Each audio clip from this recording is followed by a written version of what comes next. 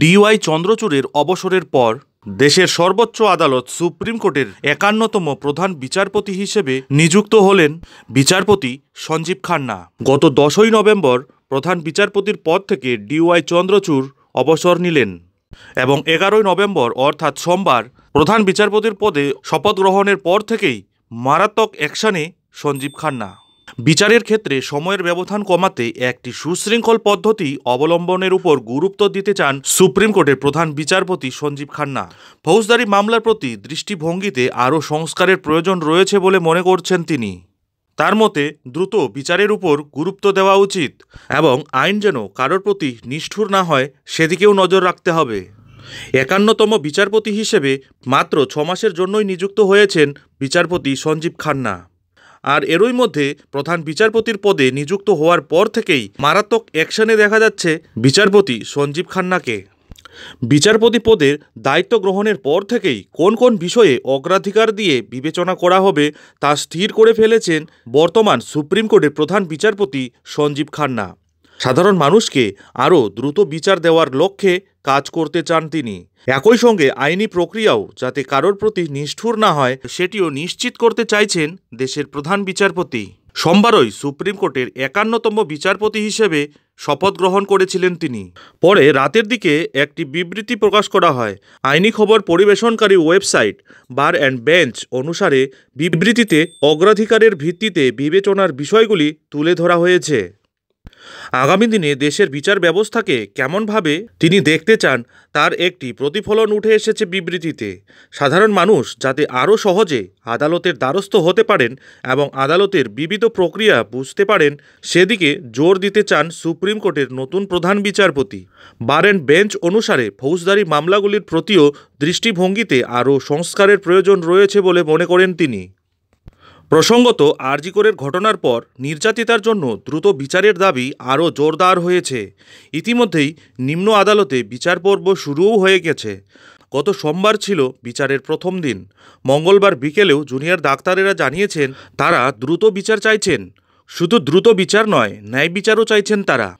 গত সোমবারে প্রকাশিত সুপ্রিম কোর্টের প্রধান বিচারপতির বিবৃতিতে বলা হয়েছে বিচার পাওয়ার ক্ষেত্রে সময়ের ব্যবধান কমানোর জন্য একটি সুশৃঙ্খল পদ্ধতিতে কাজ করতে চান তিনি।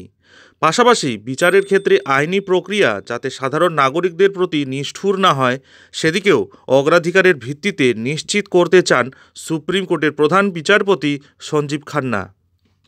আদালতের জটিল আইনি বিষয়গুলিকে সাধারণ মানুষের জন্য আরও সরলীকরণ করার প্রয়োজনীয়তা রয়েছে বলেও মনে করছেন প্রধান বিচারপতি সঞ্জীব খান্না। আপনারা জানেন গত রবিবারই সুপ্রিম কোর্টের প্রধান বিচারপতির পদ থেকে অবসর গ্রহণ করেছিলেন ডিওয়াই চন্দ্রচূড়। অবসরের আগে প্রধান বিচারপতির পদের জন্য বিচারপতি সঞ্জীব খান্নার নামই সুপারিশ করেছিলেন তিনি। এটি প্রচলিত রেওয়াজ। সুপ্রিম কোর্টের প্রধান বিচারপতি অবসর গ্রহণের আগে তার পরবর্তী প্রধান বিচারপতির নাম সুপারিশ করে যান।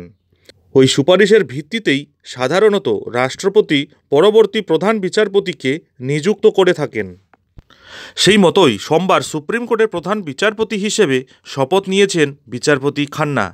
তার কার্যকালের মেয়াদ থাকছে ১৮৩ দিন, অর্থাৎ ৬ মাসের কিছু বেশি সময়।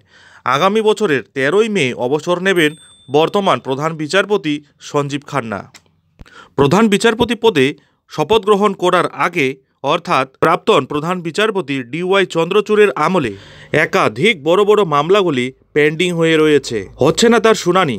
এমনই রাজ্যের বেশ কয়েকটি গুরুত্বপূর্ণ মামলাগুলি দিনের পর দিন ধরে পিছিয়েই যাচ্ছে। যেমন পশ্চিমবঙ্গের লক্ষ লক্ষ সরকারি কর্মচারীদের দীর্ঘদিনের প্রতীক্ষিত বকেয়া ডিএ মামলা। এ যাবৎ মোট ১৩ বার পিছিয়েছে এই মামলাটির শুনানি। পরবর্তী শুনানি আগামী বছর অর্থাৎ ২০২৫-এর জানুয়ারি মাসে হওয়ার কথা রয়েছে। তবে এবারও এই মামলার পরবর্তী শুনানি হয় কিনা সেদিকেই তাকিয়ে গোটা রাজ্য। তাছাড়া রাজ্যের ওবিসি সার্টিফিকেট বাতিল মামলা, ২০১৬ সালের এসএসসির ২৬,০০০ চাকরি বাতিলের মামলা, এছাড়াও আরজি করের তরুণী চিকিৎসক ধর্ষণ ও খুনের মামলার মতো বড় বড় মামলাগুলি এখনও ঝুলে রয়েছে দেশের সর্বোচ্চ আদালত সুপ্রিম কোর্টে।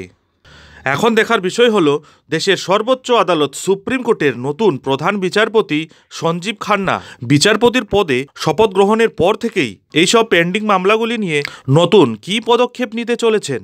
এখন প্রশ্ন হচ্ছে, দেশের সর্বোচ্চ আদালত সুপ্রিম কোর্টের নতুন বিচারপতি সঞ্জীব খান্নার আমলে আদৌ কি এই পেন্ডিং মামলাগুলির নিষ্পত্তি হবে? এ ব্যাপারে আপনারা কি ভাবছেন? আপনাদের মূল্যবান মতামত অবশ্যই আমাদের কমেন্ট বক্সে কমেন্ট করে জানাতে ভুলবেন না। যাই হোক, এখন এখানেই শেষ করছি। এই ধরনের পরবর্তী আপডেটগুলি ঠিক সময় মতো পেতে অবশ্যই চ্যানেলে চোখ রাখুন।